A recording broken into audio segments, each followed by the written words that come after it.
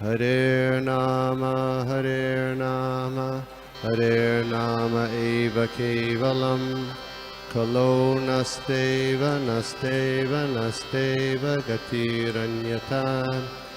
Hare Nama, Hare Nama eva kevalam, Kalo nasteva, nasteva, nasteva gatiranyata.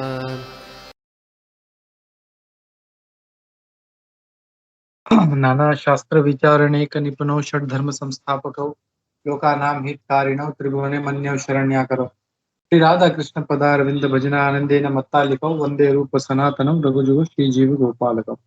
सर्वस्य चाहं हृदि सन्निविष्टो मत्तः स्मृति ज्ञानम् अपोहनं च वेदेश्च सर्वैरहमेव वेदो वेदान्ते तद्विदेव चाहम्। हरे कृष्णा। तो हम लोग देख रहे हैं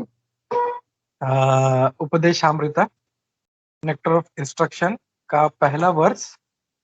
तो पहला वर्ष खाली हम लोग एक बार रिपीट कर लेते हैं। वाचो वेगम मनसः क्रोध वेगम जिह्वा वेगम उदरोपस्थ वेगम एतान वेगान यो विषहेत धीरः सर्वामपि मां पृथ्वीं स शिष्यात्। का मतलब है a sober person who can tolerate the urge to speak, the mind's demand, the action of anger and the urges of the tongue, belly and genitals is qualified to make disciples all over the world. तो एक धीर व्यक्ति जो अपने वेगों को अपने नियंत्रण में रख सकता है, अपने मन के वेग को कंट्रोल कर सकता है, अपने क्रोध को कंट्रोल कर सकता है, अपनी जिह्वा, उदर और उपस्थ को कंट्रोल में रख सकता है, तो वो सारे विश्व में वो शिष्य बना सकता है। तो ये श्लोक है और हम लोग पहुंचे थे, हम लोग फर्स्ट पैराग्राफ पूरा हो गया था हमारा और हम लोग पढ़ रहे थे परीक्षित महाराज वाला जो है, जो प्रश्न है वहां पे उनका ये प्रश्न है। तो परीक्षित महाराज जो है वो प्रश्न पूछ रहे हैं, दृष्टा श्रुताभ्याम यत पापम जाननन अपि आत्मनो अहितम करोति भूयो विवशः प्रायश्चित्तम अथो कथम क्वचिन्निवर्तते अभद्रात् क्वचिच्चरति तत्पुनः प्रायश्चित्तम अथो अपार्थम मन्ये कुंजर शौचवत्। हरे कृष्णा। तो कल जो हम लोग देख रहे थे, हम लोग अटोनमेंट करके या प्रायश्चित करके भी मनुष्य फिर से बार बार वही कर रहा है गलती, तो इट इज यूजलेस। और परीक्षित महाराज इसको कुंजर स्नान से उसको कंपेयर कर रहे हैं और वो कहते हैं आगे सॉरी, हरे कृष्णा। ठीक, और उन्होंने इस प्रायश्चित को कुंजर के शौच के समान बताया है। और फिर हम लोग थोड़ा सा फास्ट लेते हैं क्योंकि ये हमने कल कवर किया था। तो फिर वही हाथी के स्नान के बारे में कह रहे हैं कि कैसे हाथी स्नान करता है, फिर से अपने ऊपर पूरा मट्टी डाल लेता है। परीक्षित महाराज जो है वही यहाँ पे कह रहे हैं, प्रभुपाद जी इसको यहाँ पे बता रहे हैं। और फिर बोल रहे हैं श्रील प्रभुपाद बोल रहे हैं कि वैसे ही बहुत से जो भक्त हैं, साधक हैं, वो हरे कृष्ण महामंत्र का जप करते हैं, लेकिन at the same time they commit many forbidden things. मतलब वो जप तो कर रहे हैं लेकिन साथ साथ में बहुत से फॉरबिडन थिंग्स यानी जो विकर्म है वो भी कर रहे हैं। और उनको ये लगता है कि मेरे जप करने से वो जो मैं अपराध कर रहा हूँ, वो जो पाप कर रहा हूँ, वो काउंटरएक्ट हो जाएंगे। तो ये उनका मेंटेलिटी है ये। और फिर आगे कहते हैं श्रील प्रभुपाद जी वो जो 10 अपराध है उसके बारे में यहाँ पे वर्णन कर रहे हैं। और जो मतलब अपराध तो बहुत सारे हैं, हमने जैसे नेक्टर ऑफ डिवोशन में देखा था कई प्रकार के अपराध है, लेकिन यहाँ पे स्पेसिफिकली श्री प्रभुपाद जी जो नाम अपराध है, 10 अपराध है, उसके बारे में बात कर रहे हैं यहाँ पे। और ये कहते हैं कि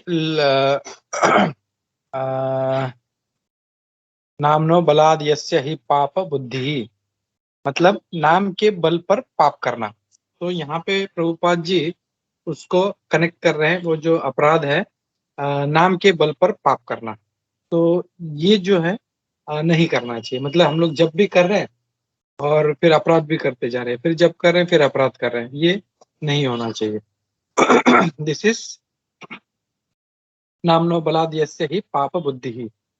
और फिर आगे कहते हैं श्री प्रभुपाद जी, वैसे ही वो फिर कह रहे हैं सिमिलरली वो क्रिश्चियन लोगों के बारे में यहाँ पे कोट कर रहे हैं कि कैसे क्रिश्चियन लोग चर्च में जाते हैं, कन्फेस करते हैं, मतलब सारा जो कुछ है पाप करते हैं, इवन जो भी है, और फिर संडे के दिन चर्च में जाके फादर से कन्फेशन कर दें, O father I have done this sin, I have done this sin. तो फादर जो बोलता है कि सब तुम्हारा भगवान ने सुन लिया, तुमको माफ कर दिया, तो ठीक है, नाउ यू आर क्लियर। और फिर वो बाहर जाके फिर से वही काम करता है फिर वो। तो यही वो जो परीक्षित महाराज वाला जो कुंजर शौच है उसके बारे में यहाँ पे प्रभुपाद जी रेफर कर रहे हैं यहाँ पे। और फिर प्रभुपाद जी कह रहे हैं कि जैसे ही सैटरडे खत्म होता है और संडे आता है, फिर से वो अपने पापमय कृत्यों में लग जाते हैं। तो इस प्रकार का जो प्रायश्चित है, ये परीक्षित महाराज इसको धिक्कार रहे हैं और ये कह रहे हैं कि जो वो उस वक्त के सबसे बुद्धिमान व्यक्ति थे परीक्षित महाराज। और सुखदेव गोस्वामी जो हैं वो भी उतने ही बुद्धिमान और स्पिरिचुअल जो थे मास्टर्स, मतलब गुरु थे वो, और उन्होंने इस बात का उसका आंसर दिया। तो प्रभुपाद जी ये कह रहे हैं कि कोई भी जो पाप कृत्य है उसको पुण्य से उसको काउंटरैक्ट नहीं किया जा सकता। जैसे हम लोग कई बार ये देखा हम लोगों ने स्पिरिचुअल मैथ्स, मतलब बहुत से लोग सोचते हैं मैं एक पाप कर रहा हूँ, सॉरी एक पुण्य कर रहा हूँ तो मैं एक पाप करूंगा तो वो नलीफाई हो गया। ऐसा नहीं है। उसने मतलब ये सोचता है कि मैंने 4 पाप किए हैं, मैंने यहाँ पे ये मांस खाया था, ये शराब पिया था, ये सिगरेट पिया था, ये किया था, तो मैं थोड़ा सा 8 पुण्य का काम कर लेता हूँ, तो मेरा ऑटोमेटिकली 4 माइनस हो जाएगा और 4 जो एक्स्ट्रा मैंने पुण्य किया है उसका फल मिलेगा। तो ऐसा नहीं होता। तो जो भी पाप है हमारा उसको तो हमको भुगतना ही है, हम लोगों को उसमें कोई हमारी छूट नहीं है। और प्रभुपाद जी कह रहे हैं, सॉरी ठीक है, तो पैराग्राफ चेंज हो रहा है तो मैं रुकता हूँ, किसी को कोई कमेंट है तो हम लोग ले सकते हैं क्विकली।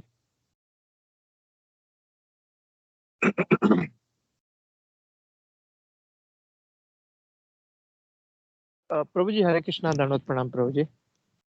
प्रभु जी जैसे कि आपने ये कहा प्रभु कि ना अगर हम पुण्य करते हैं तो उसके सामने पाप काउंटरैक्ट नहीं होता है। तो प्रभु जी ये किसी ना किसी ने तो नॉलेज दिया रहेगा ना प्रभु, मतलब किसी ने या मनगढ़ंत नॉलेज ये ऐसा बाहर आया हुआ है कि हम पुण्य करेंगे तो वो पाप के सामने कट जाएगा। अदरवाइज ये सब नॉलेज नहीं आता था ना प्रभु जी, मतलब ये सब जैसे कि हम देखते हैं, जैसा भी क्रिश्चियन लोग के भी ये मेंटालिटी हो गई, इवन हिंदू में भी प्रभु जी ऐसा है। सो हाउ ये नॉलेज किस तरह रिवील हुआ प्रभु, मतलब हाउ, मतलब ये कोई मनगढ़ंत खाने मतलब बातें हैं या इट्स रिटन समवेयर और ऐसी मतलब किसी ने बोल दिया या प्रभु? नहीं प्रभु, श्रील प्रभुपाद जी इसको बता रहे हैं तो 100% ये मनगढ़ंत नहीं है, because Srila Prabhupada will not say anything मनगढ़ंत। तो हमको जानते हैं प्रभुपाद जी जो है उस स्टेट मतलब जो है जो परंपरा में है, जो एज इट इज जो है वही नॉलेज दे रहे हैं हमें। तो श्योर ये कहीं पे शास्त्रों में लिखा है, बट यहाँ पे कहीं पे रेफरेंस नहीं दिया है। तो आगे हम लोग देखते हैं, शायद नहीं कहीं पे प्रभु जी, प्रभुपाद इसको रेफर हाँ किया है। प्रभु जी, सॉरी प्रभु जी मैं उसके लिए नहीं बोल रहा हूँ। जैसे कि वो जैसा आपने बोला ना प्रभु कि पाप करने से मतलब पुण्य करने से पाप कटता है, तो ये जो जिसका मेंटालिटी है जो ये थिंक कर रहा है प्रभु, ये मतलब इसके बारे में बोल रहा हूँ प्रभु। मतलब ये कहाँ से आया, मतलब मतलब ऐसी किसी ने सोच लिया रहेगा ना प्रभु, मतलब हम पुण्य करो और पाप भी करो तो उसके सामने नलीफाई हो जाएगा, मतलब ये कहीं पे मतलब लिखा नहीं है, करेक्ट प्रभु? ये मैं बोल रहा था प्रभु। करेक्ट करेक्ट, हाँ ये कहीं पे ऐसा मेंशन नहीं किया है। और जैसे यहाँ पे प्रभुपाद जी कह रहे हैं ना कि sinful activity cannot be counteracted by pious activity. तो आई डोंट नो मतलब कैसे ये नॉर्मली क्या होता है, ये जो जो पाप प्रवृत्ति वाले हैं या जो मटेरियली जो इनको इंद्र तृप्ति करना रहता है, तो दे फाइंड सम एक्सक्यूज, किसी न किसी तरह से वो मतलब जो है वो बहाना ढूंढते हैं वो लोग। तो वो बोलते हैं, अरे यार तुमने चलो इतना पाप किया है तो थोड़ा सा पुण्य कर लो, चलो गंगा नहा लो, गंगा में जाके हम लोग अपना सब पाप धो देंगे और फिर हम लोग जो है पुण्य वापस से हम लोग फ्रेश हो जाएंगे हम लोग। तो ये जो मेंटेलिटी है, ये प्रायश्चित करने का, प्रायश्चित करके वापस से पाप करने का, दैट इज रॉन्ग, ये कहा गया है यहाँ पे।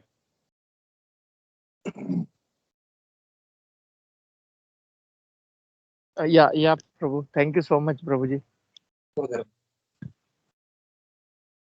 हरे कृष्णा।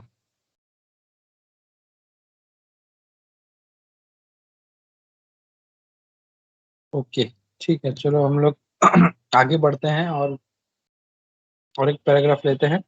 प्रभुपाद जी कह रहे हैं कि रियल अटोनमेंट मतलब सही प्रायश्चित क्या है, उस लेवल तक पहुंचना, सही ज्ञान के बारे में हम लोग को जो है हम लोग को जानना चाहिए, और उसके लिए एक प्रोसेस है।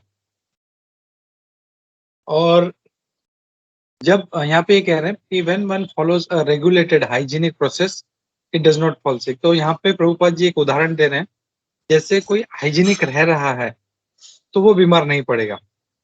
A human being is meant to be trained according to certain principles। और मनुष्य जो है वो एक सर्टन प्रिंसिपल के हिसाब से वो रहने के लिए मतलब प्रिंसिपल फॉलो करके उसको जीवन बिताना है, ताकि वो जो है अपना ओरिजिनल नॉलेज जो है वो उसको रिवाइव कर सके।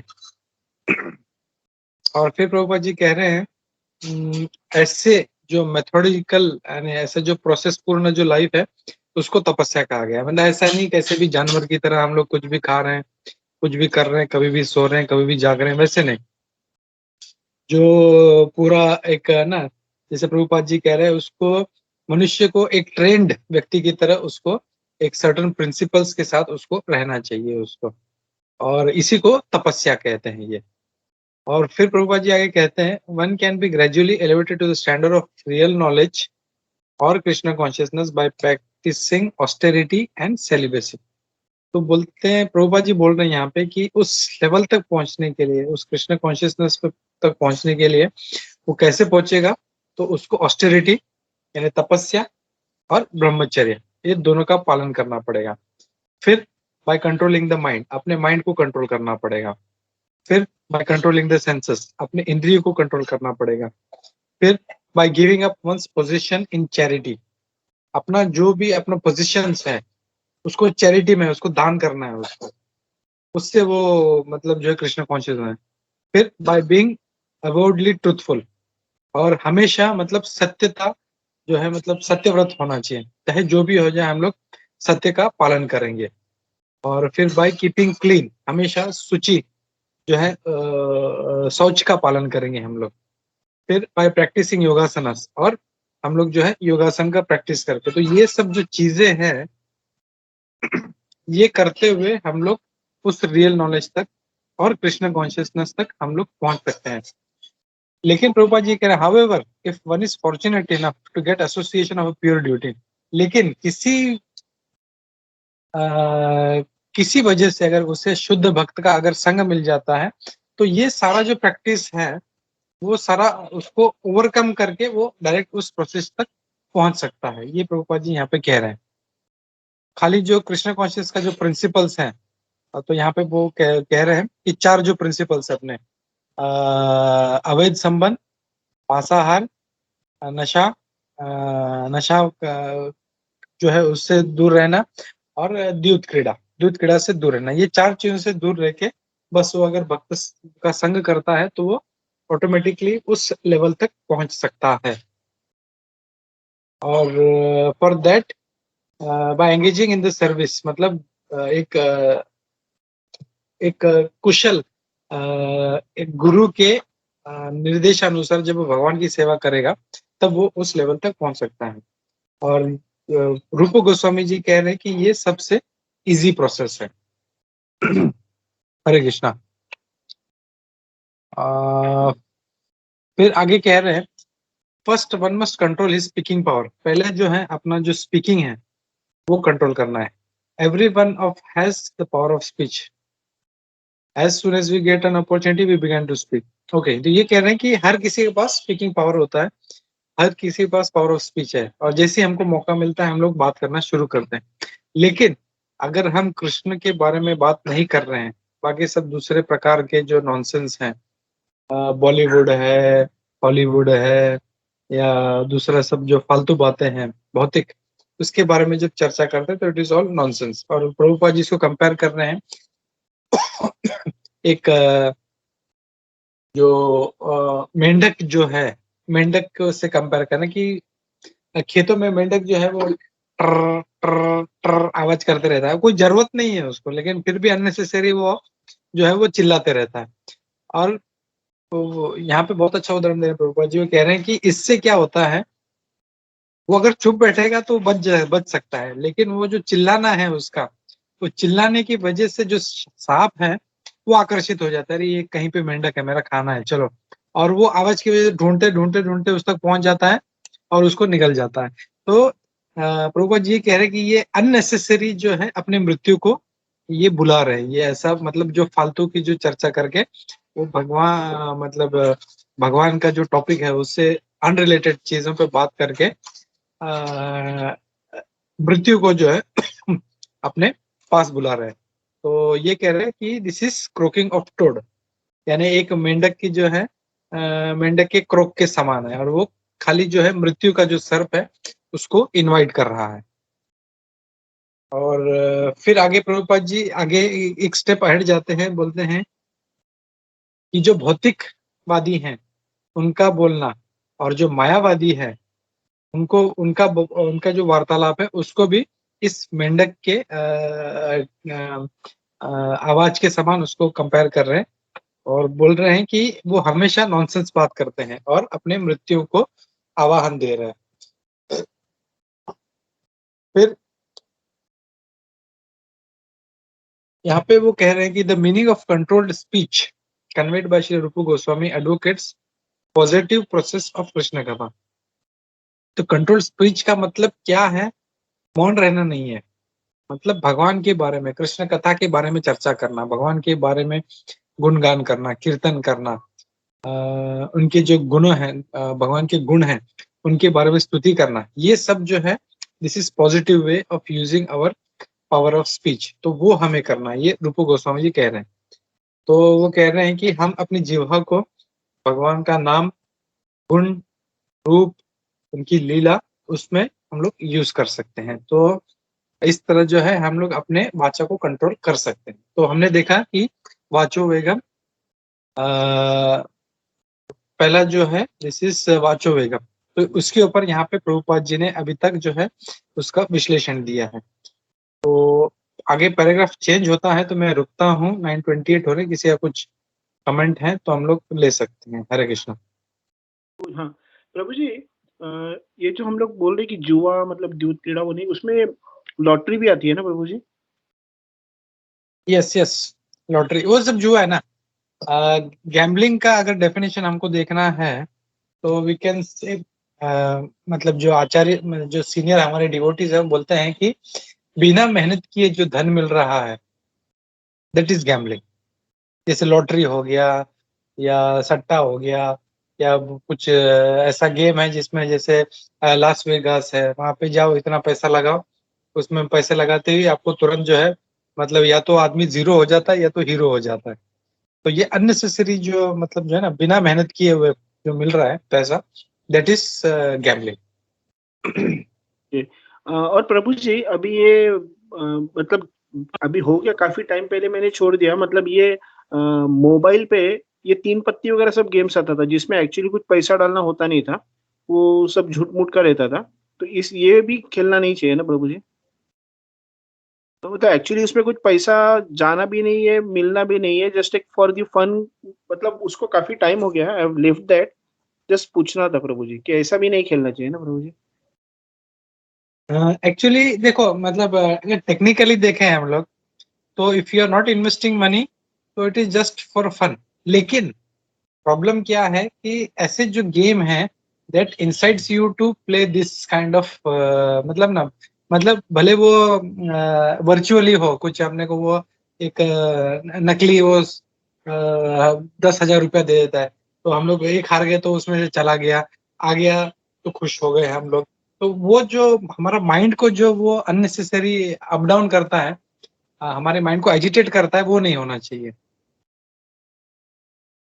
ओके। एनीवे प्रभु जी, 2-3 साल पहले मैं ये खेलता था, मतलब वो ऐसे ही ये मतलब फन पे मोबाइल पे बंद किया मैंने अभी, क्योंकि वो वेस्टेज ऑफ टाइम, उसमें कुछ फायदा नहीं है, भक्ति करने में टाइम कम पड़ता है, ये फालतू चीजों में खेलने में टाइम वेस्ट करना गलत है। मतलब मैं जस्ट पूछ रहा था कि कल चल के अगर कोई ऐसा कोई पूछेगा तो how can I say that. ठीक है प्रभु ji, Hare Krishna. Yeah thank you प्रभु। सूरत माधव प्रभु, या प्रभु इवन शेयर मार्केट गैम्बलिंग ही बोलते हैं ना हम लोग। Share market we are like मतलब जो डेली जो मतलब शेयर मार्केट में इन्वेस्ट करता है, निकालता है day to day, not as a investment one time, वो डेली उसके ऊपर जो या वो जो इंट्राडे ट्रेडिंग होता है, या तो और भी उसमें बहुत सा उसमें टर्मिनोलॉजीज है, तो that is kind of gambling. या क्योंकि मतलब किसी से टिप मिला है ये शेयर ऊपर जाने वाला है, तुरंत अपना जो है 50,000, 1 लाख, 2 लाख जो भी है लगा दिया। पता चला कि वो शेयर ऊपर जाने के बदले नीचे चला गया, वो तो 2 लाख का वो 2,000 हो गया। या तो फिर हो सकता है कोई लकी है, उसका 2 लाख का उसका 20 हो गया, बट दैट इज अगेन है ना, बिना मेहनत किए हुए पैसा मिला है उसको। But investment is different thing. मैं एक मिनट हूँ, मैं यही बोलना चाहता था कि जैसे म्यूचुअल फंड्स है, तो investments this are different thing. This is they are using for some purpose and they are giving you returns for something. That is not gambling. And Sameer Prabhu का जो क्वेश्चन था ना प्रभु, जैसे हम लोग इसलिए सोयाबीन वगैरह नहीं खाते, even though it is not non veg, but it gives us the feel of non veg. इसकी वजह से हम लोग सोयाबीन भी ऐसा like it is not part of our diet, भोग भी नहीं लगाते। तो जैसे प्रभु ने कहा कि इवन दो टाइम पास है, but still it is giving a feel of that same like gambling, तो इसके लिए हम लोग नहीं करते। हरे कृष्णा प्रभु, बस और एक पॉइंट वो एक ऐड कर। हरे कृष्णा। ओके, थैंक यू प्रभु जी। तो फिर हम मशरूम भी नहीं खाते ना प्रभु जी? हाँ, Yeah. मशरूम भी नहीं खाते। ओके ओके ओके प्रभु मशरूम जी, क्यों नहीं thank you. खाते हम लोग? You have any idea Sameer प्रभु, why don't we eat mushroom? नहीं प्रभु जी। बिकॉज इट इज तमोगुणी तो एक्चुअली। मसूर भी तमोगुणी करके सुना प्रभु जी, वो मुझे एक्चुअली समझा नहीं था कि सुबल प्रभु नहीं खाते, हम घर पे मसूर वगैरह भी नहीं खाते, तो मुझे मसूर समझा नहीं था। तमोगुणी, it's not tamoguni, but it is having a very high protein. तो बहुत सा जो चीज है जैसे सोयाबीन है या जो मसूर है, जिस चीज हैविंग वेरी रिच प्रोटीन, वैसी चीजें भी हम लोग नहीं खाते हैं हम लोग। क्यों प्रभु जी? मतलब आप बताओगे तो अच्छा रहेगा। मतलब मशरूम भी आप बोल रहे थे क्यों नहीं खाते, जरा बताओगे क्या प्रभु जी? हाँ, तो पहले मसूर का बात करते हैं, मसूर और सोयाबीन का। तो मसूर और सोयाबीन जो है that is very high protein, और इससे क्या होता है दैट एजिटेट्स योर सेंसेस। हमारी जो इंद्रियां हैं, हमको जिसको वश में रखना है, that goes out of control. तो वो उसकी वजह से हम लोग उसको नहीं खाते हैं हम लोग। इट इज नॉट तमोगुणी, but it is agitating our senses. और जो मशरूम है, मशरूम इज टू मच तमोगुणी। हम लोग if you know the process, आप कभी गूगल करो कि इसको कैसे उगाते हैं उसको, it is in total darkness. और ये हर जगह पे मतलब सनलाइट में नहीं उगता ये जहाँ पे बहुत ही एकदम मतलब जो तमोगुणी जगह है वहां पे उगता है ये। और इसका just it's not fun, but इसका अगर हिंदी नाम आप देखेंगे तो इसका हिंदी नाम है कुकुरमुत्ता। इफ यू नो, इसका जो मशरूम का हिंदी नाम है कुकुरमुत्ता। तो अगर इफ यू सी संस्कृत, तो कुकुर मतलब कुत्ता, तो कुकुर जहाँ पे मुत्ता है वहां पे ये उगता है ये। जहाँ पे कुकुर यानी डॉग जहाँ पे पेशाब करता है, उसमें से ये इट इज कमिंग आउट। तो इसके लिए इतना तमोगुणी है, एंड वी गेट इनटू तमोगुणा। इसके लिए हम लोग इसको नहीं खाते मशरूम्स को। हरे कृष्णा प्रभु जी। मतलब मुझे, मैं आर्ग्यू नहीं कर रहा हूँ प्रभु जी, लेकिन जो मैंने मशरूम का जो ये देखा था कि मशरूम सनलाइट में उगता है, उसके लिए विटामिन डी सिर्फ एक ही है मशरूम, वेजिटेरियन एक ही है जिसमें विटामिन डी रहता है, और वो है मशरूम, बिकॉज मशरूम सनलाइट, मतलब सनलाइट से विटामिन डी आता है ना वेज में, और mushroom because it is growing in sunlight, only mushroom has vitamin D, otherwise no vegetarian item has vitamin D in that. तो वो सनलाइट में ग्रो करता है, ऐसा मैंने सुना था प्रभु जी। हरे कृष्णा। मतलब सुना था, मतलब मैंने पढ़ा था कि विटामिन डी सिर्फ मशरूम में रहता है because it grows in sunlight. मैंने तो आज तक कभी ऐसा सुना नहीं है mushroom growing in sunlight, because it needs damp and dark place.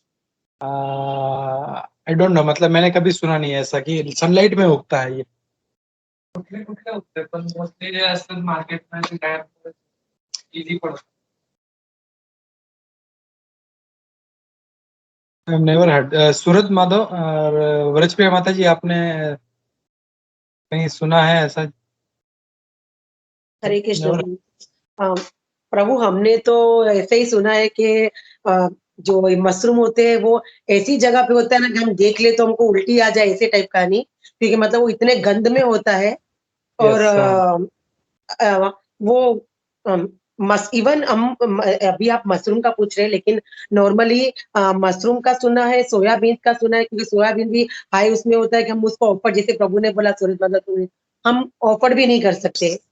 और इवन जो वो एक दाल आती है ना जो पीच कलर की होती है, उसको वो दाल भी हम वैसे हमको नहीं खानी चाहिए।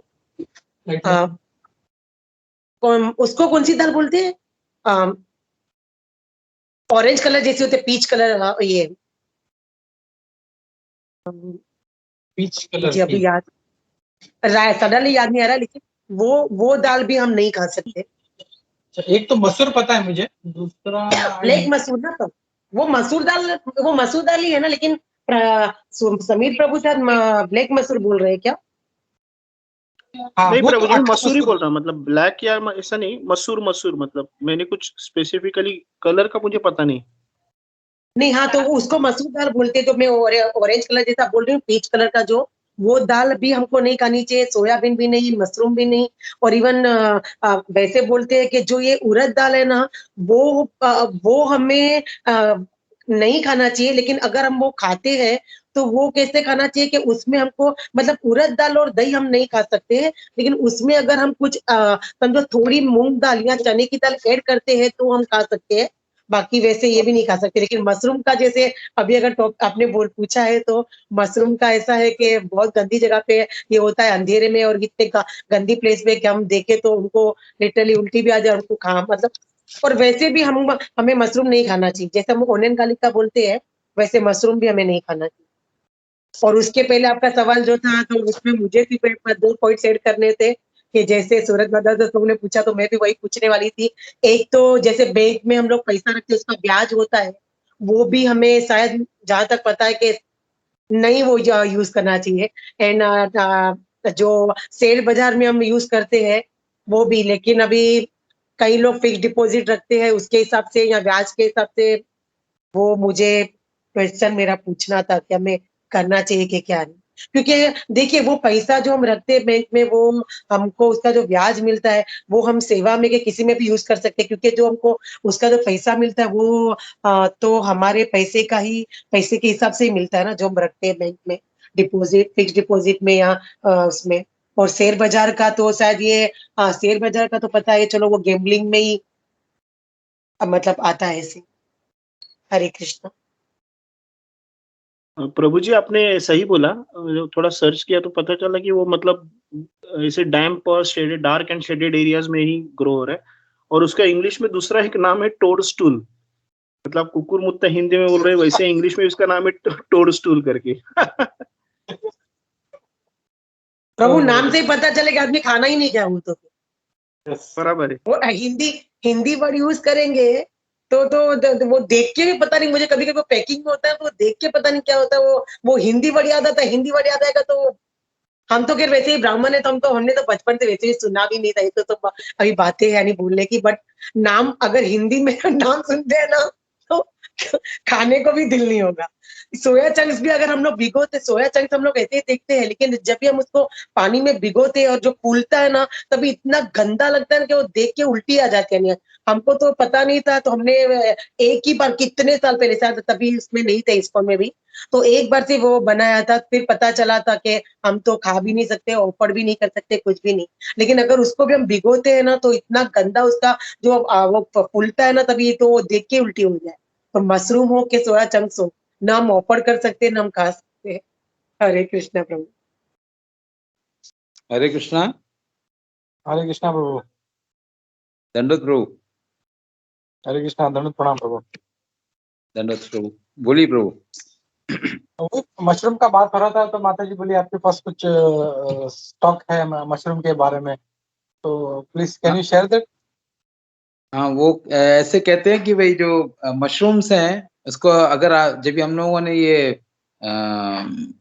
आपका ही तो आपने जब क्लास लिया था सिंधी हॉल के अंदर, तभी आपने बताया था मशरूम को क्या बोलते हैं बंगाली के अंदर, बांग्ला में कुकुर मुत्ता। Where the dogs they go and pee, वहां पर ये पैदा होता है, गंदगी जगह में पैदा होता है।